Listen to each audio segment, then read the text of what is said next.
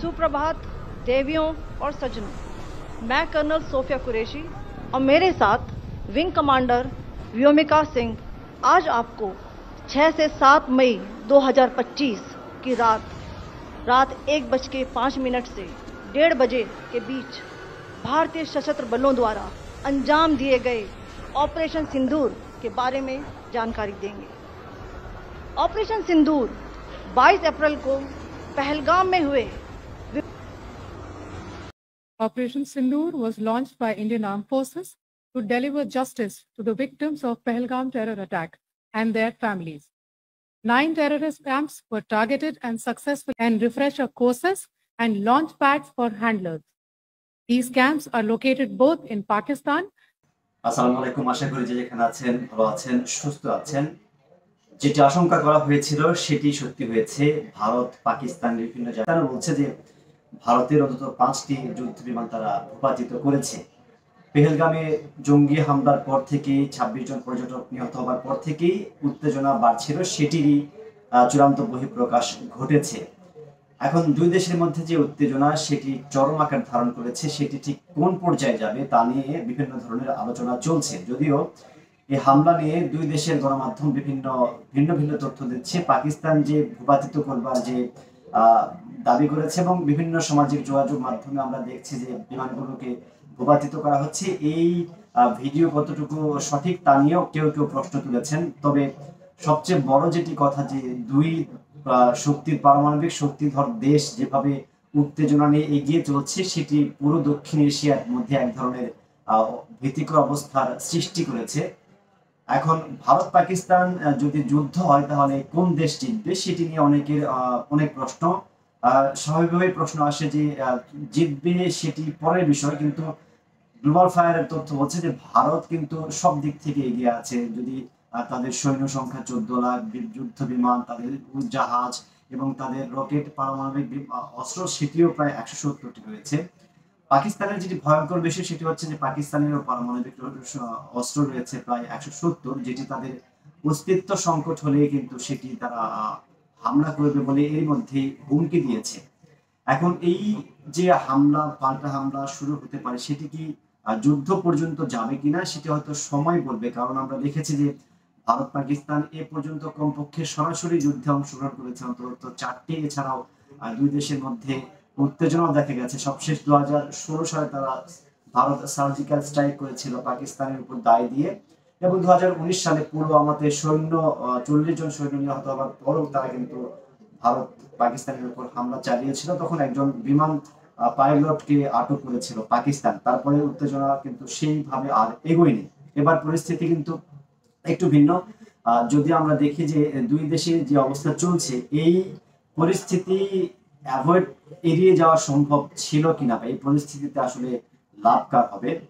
মোটা দাগে কাশ্মীরে যে হামলাটা হয়েছে, সেই হামলা ন্যাক্কারজনক হামলা, সেই হামলা অবশ্যই একটা ঘৃণ্য হামলা। সেই হামলার প্রতিবাদ এবং সেই হামলার নিন্দা অবশ্যই জানানো যায়। তবে ভারত যেভাবে পাকিস্তানকে দোষারোপ করছে, পাকিস্তান আসলে সেটিকে অস্বীকার করছে।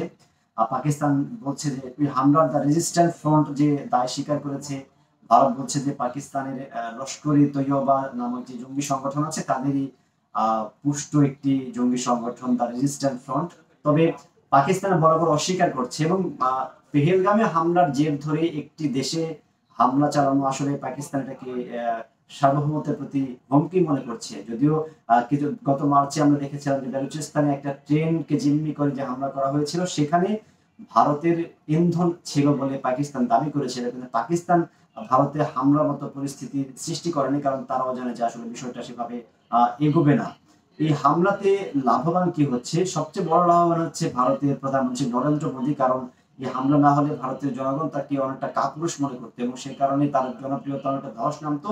এখন তিনি এই হামলার মাধ্যমে দেখিয়ে দিয়েছেন যে তিনি ভারতের সার্বভৌমত্ব রক্ষার জন্য কতটা গুরুত্বপূর্ণ, এবং সামনের যে লোকসভা নির্বাচনগুলো হবে সেখানে তিনি ফলাও করে বলতে পারবেন যে ভারতকে যে কোনো হামলা, যে কোনো হুমকি থেকে রক্ষা করবার জন্য আসলে মোদী সরকারই সবচেয়ে বেশি এগিয়ে এবং তাদেরই মূলত দরকার। পাকিস্তানের লাভবান হয়েছে সেনাবাহিনী, কারণ গত কিছুদিন থেকে আমরা দেখছিলাম যে সেনাবাহিনীর উপর এক ধরনের অনাস্থা তৈরি হচ্ছিল ইমরান খানকে বন্দী করবার পর থেকে। নতুন যে ঘটনা ঘটেছে, এতে করে সেনাবাহিনীর উপর মানুষের আবারও সেই আস্থাটা বাড়বে এবং সেনাবাহিনীর উপর নির্ভরশীলতা বাড়বে। অর্থাৎ পাকিস্তানের ক্ষেত্রে তাদের সেনাবাহিনী, ভারতের ক্ষেত্রে নরেন্দ্র মোদী কিন্তু এই হামলাগুলোতে লাভবান হচ্ছে। এখন আন্তর্জাতিক সমর্থনটা আসলে কোন দিকে যাবে? ভারত পাকিস্তানে হামলা চালাবার পরেই যুক্তরাষ্ট্রের প্রেসিডেন্ট ডোনাল্ড ট্রাম্প এটাকে লজ্জাজনক বলছে। তবে ট্রাম্পের এই বলাটার সাথে তার বাস্তবের যে কর্মকাণ্ড সেটি কিন্তু খুব একটা মিল পাওয়া যায় না। আমরা দেখেছি যে নরেন্দ্র মোদী তার খুবই ক্লোজ বন্ধু, সবসময় তিনি বলেছেন যে এই অঞ্চলটা মোদীর উপরে ছেড়ে দিয়েছেন। সেক্ষেত্রে তিনি মুখে লজ্জাজনক বললেও ভেতরে আসলে কোন পক্ষ নেবে সেটি বলাটা মুশকিল, কারণ পাকিস্তান ও যুক্তরাষ্ট্রের সাথে একটা ভালো সম্পর্ক রয়েছে।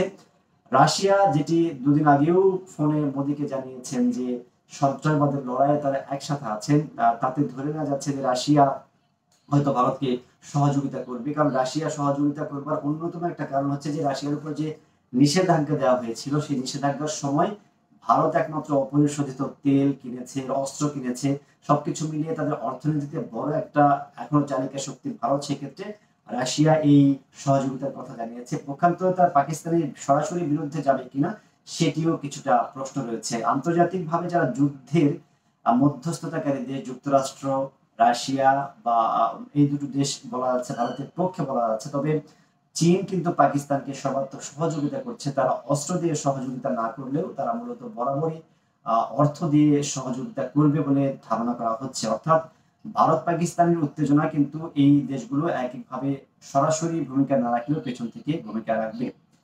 ভারত পাকিস্তান যদি যুদ্ধ হয় বাংলাদেশে কতটা প্রভাব পড়বে? ভারত পাকিস্তান যুদ্ধ হলে নিশ্চিতভাবে বাংলাদেশে একটা নেতিবাচক প্রভাব পড়বে। কারণ হচ্ছে প্রতিবেশী দেশ বাংলাদেশ এবং ভারত থেকে এখন বাংলাদেশের আমদানি নির্ভরতা বড় একটা নির্ভরশীলতা রয়েছে।